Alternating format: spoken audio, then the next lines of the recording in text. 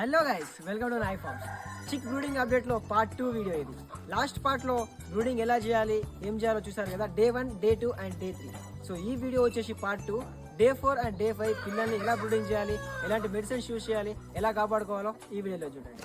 ఇవి వచ్చేసి డే 4 పిల్లలు. 4th డే నియోడాక్స్ పౌడర్ వేయాలి. 1 లీటర్ వాటర్లో 0.10 గ్రామ్స్ ఆఫ్ నియోడాక్స్ని నీటిలో కలిపి వేయాలి. ఇది యాంటీబయాటిక్ కాబట్టి కోడి పిల్ల యొక్క ఇంటర్నల్ ఫంక్షన్స్ని మెరుగుపరుస్తుంది. ఇలా 4th day and 5th day 2 days Neodox వేయాలి. ఒకవేళ పిల్ల కొంచెం డల్ అవుతుంది అనిపిస్తే ఇదే నియోడాక్స్ వాటర్లో కొంచెం వెమరాల్ని కూడా యాడ్ చేసుకోవచ్చు, ఏం ప్రాబ్లం ఉండదు. వాటర్ మాత్రం ఒక రోజులో 3 టైమ్స్ చేంజ్ చేయాలి. 4th డే నుంచి డే టైంలో హీట్ని కాస్త తగ్గించి నైట్ టైంలో ఎక్కువ చేసుకోవాలి. ఇలా హీట్ని కొంచెం తగ్గిస్తూ రూమ్ టెంపరేచర్కి అలవాటు చేసుకోవాల్సి ఉంటుంది.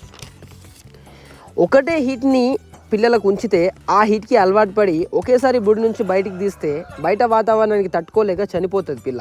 అందుకే హీట్ని కొంచెంగా తగ్గిస్తూ మొత్తం బ్రూడింగ్ అయిపోయే టైంకి నార్మల్ వెదర్కి అలవాటు చేసుకోవాల్సి ఉంటుంది. మీరు చూసుకోవచ్చు పిల్లలు ఎంత హెల్తీగా అండ్ ఎంత యాక్టివ్గా ఉన్నాయో. ఈ వీడియో వచ్చేసి 4th and 5th day schedule గురించి కదా. నెక్స్ట్ వీడియోలో డే 6th గురించి మాట్లాడుకుందాం. Thank you.